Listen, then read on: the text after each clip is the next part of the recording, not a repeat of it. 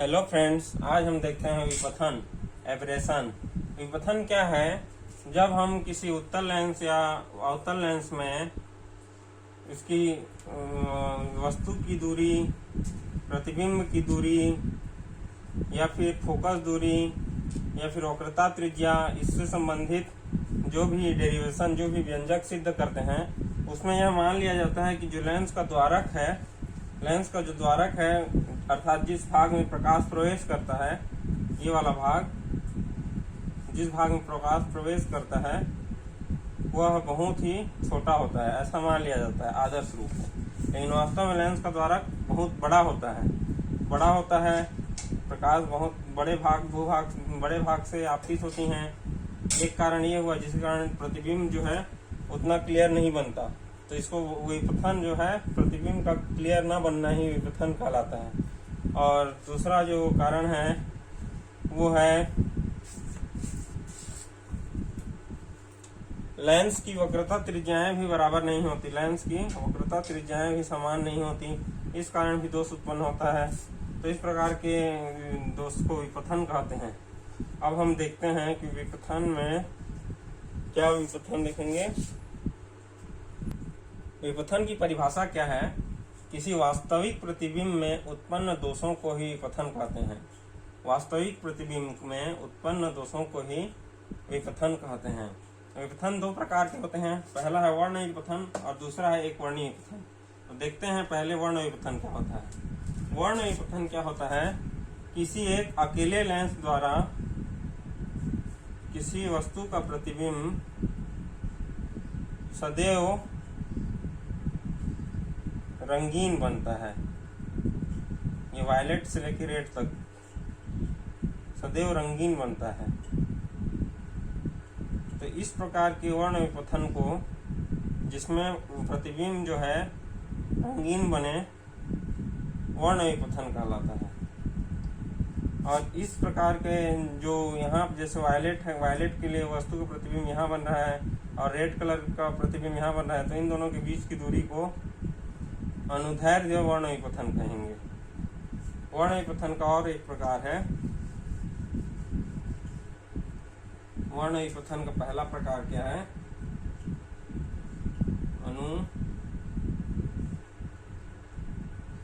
अनुदैर्ध्य या अक्षीय वर्ण विपथन। अक्षीय वर्ण विपथन। पहले वर्ण विपथन में क्या पाते हैं हम? वर्ण विपथन में फार्मूला होता है फोकस दूरी का 1/f = μ - 1 × 1/r1 - 1/r2। ये हम पहले सिद्ध कर चुके हैं, लेंस निर्माता सूत्र है। तो यहाँ पे जो f है, फोकस दूरी, किस पर निर्भर करती है? विभिन्न रंगों के अपवर्तनांक और वक्रता त्रिज्या पर निर्भर करती है। यदि तो इसका सीधा अर्थ है कि अलग अलग रंगों के लिए फोकस दूरी का मान अलग अलग होगा। जैसे बैगनी रंग के लिए अपवर्तनांक का मान कितना होता है? बैगनी रंग के लिए अपवर्तनांक सबसे अधिक होता है, तो उसका फोकस दूरी सबसे कम होगा। इसलिए जैसे वस्तु O है यहाँ पे, तो O का प्रतिबिंब सबसे बैगनी रंग के लिए सबसे कम होगा, क्योंकि उसका अपवर्तनांक सबसे ज्यादा होता है, तो यहाँ पे बनेगा उसका प्रतिबिंब। और लाल रंग का अपवर्तनांक सबसे कम होता है, तो उसका फोकस दूरी सबसे ज्यादा होगा। तो इन दोनों के बीच वस्तु का प्रतिबिंब बनेगा, तो ये जो है हमेशा रंगीन बनेगा, वायलेट से लेकर रेड तक। तो इस प्रकार के विपथन को वर्ण विपथन कहते हैं। और पर्टिकुलरली अब जब हम इसको अक्ष में लेते हैं, यानी इस तरह से अक्ष में लेते हैं, तो इसको अनुदैर्ध्य या अक्षीय वर्ण विपथन कहते हैं। और चूंकि वायलेट से लेकर रेड तक का जो है यह डिस्टेंस जो है रंगीन होता है, तो वर्ण विपथन को क्या से दर्शाते हैं? FR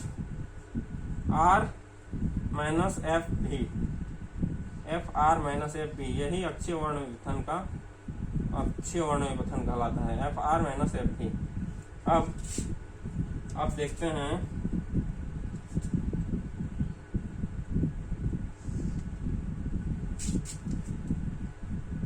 1/f F R equal to क्या होगा, mu R minus 1 into 1/r1 minus 1/r2।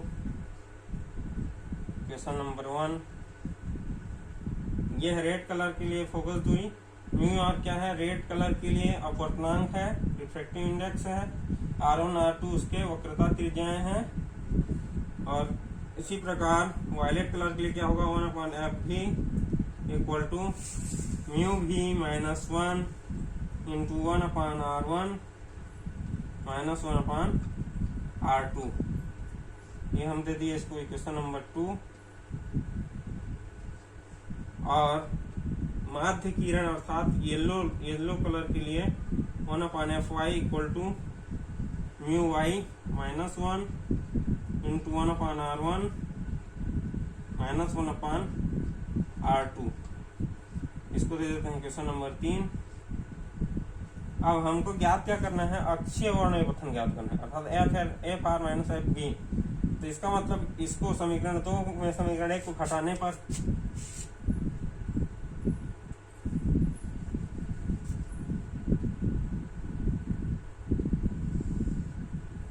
समीकरण 2 में समीकरण 1 घटाने पर माइनस समीकरण 1 क्या हो गया, 1/f भी माइनस 1/f आर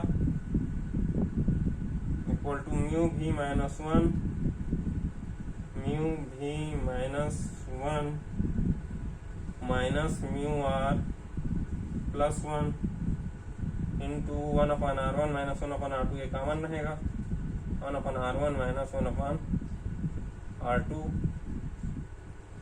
यहाँ से क्या हो गया, ये एफ आर माइनस एफ भी अपान एफ भी into F R equal to minus 1 और प्लस 1 घट जाएंगे, क्या बचेगा, म्यू भी minus mu are into 1/r1 minus 1/r2।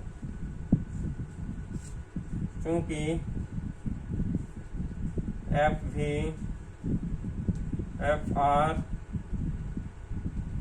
व चूंकि एफ भी इक्वल टू लगभग बराबर होता है किसके, माध्य किरण के फोकस के बीच बराबर होता है। और एफ आर बराबर के बराबर होता है, यहाँ पे चूंकि डिस्टेंस बहुत कम होता है तो लिख सकते हैं एफ भी into F R equal to F Y square. दोनों का जो है फोकस दूरियों का गुणन माध्य किरण के गुणन के बराबर होगा, अर्थात एफ वाई स्क्वायर के बराबर होगा।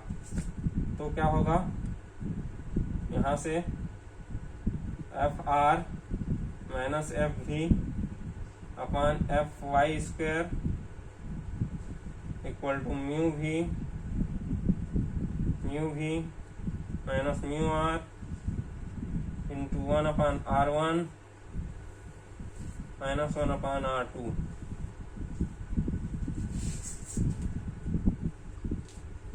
अब यहाँ पर हम क्या करते हैं, एफ आर माइनस एफ भी upon F Y square. F Y square कैसा है समझ में आया, क्योंकि एफ भी एफ आर और एफ वाई के मान में ज्यादा अंतर नहीं है, इसलिए एफ वाई इंटू एफ भी into F R equal to F Y square लिख सकते हैं। अब यहाँ से एफ आर माइनस एफ भी अपान एफ वाई स्क्वायर। अब क्या करते हैं, यहाँ पे म्यू भी माइनस म्यू आर इसको डिवाइड कर देते हैं म्यू वाई माइनस 1 से, क्योंकि डिवाइड किए हैं तो गुणा भी करना पड़ेगा। तो mu Y minus 1 into 1/r1 minus 1/r2। तो यहाँ पे क्या मिल गया हमको, एफ आर माइनस एफ भी upon F Y square equal to mu भी minus mu r upon mu Y minus 1। ये किसका फार्मूला है, वर्ण विक्षेपण क्षमता का, ओमेगा। किसके लिए, बैगनी और लाल रंग की वर्ण विक्षेपण क्षमता है ओमेगा। और ये किसका है, समीकरण 3 से देखो, mu Y minus 1 1/r1 minus 1/r2, ये किसका है, 1/f का। तो हो जाएगा ओमेगा बाई एफ वाई। तो हमको अक्षीय वर्णन विपथन कितना मिल गया, एफ आर माइनस एफ भी इक्वल टू, ये पक्षांतर हो जाएगा, omega upon F Y into F Y square equal to omega F Y. तो एफ आर माइनस एफ भी equal to omega F Y, ये हमारा अक्षीय वर्ण विपथन है। और अक्षीय वर्ण विपथन का मान कभी भी शून्य नहीं हो सकता। क्यों? क्योंकि ओमेगा का मान कभी भी शून्य नहीं होगा, म्यू भी minus mu alpha mu minus 1, omega का मान कभी भी शून्य नहीं होता, और एफ वाई का मान भी कभी भी शून्य नहीं होता, mu I minus 1 upon R 1 minus 1 upon R 2। तो दोनों का मान कभी भी शून्य नहीं होता, इसलिए अकेले लेंस के लिए अक्षीय वर्ण विपथन का मान भी कभी शून्य नहीं होगा। क्या है, एफ वाई का मान जितना कम होगा अक्षीय वर्ण विपथन का मान उतना ही कम होगा। अर्थात लेंस की फोकस दूरी कम से कम रखनी चाहिए, जिससे कि उसमें अक्षीय वर्ण विपथन कम से कम हो और हमको एक स्पष्ट प्रतिबिंब दिखाई दे, ना कि रंगीन प्रतिबिंब। लेकिन फिर भी एक अकेले लेंस के लिए स्पष्ट प्रतिबिंब प्राप्त करना नामुमकिन है, क्योंकि दोनों का मान शून्य नहीं होता। Thank you for watching.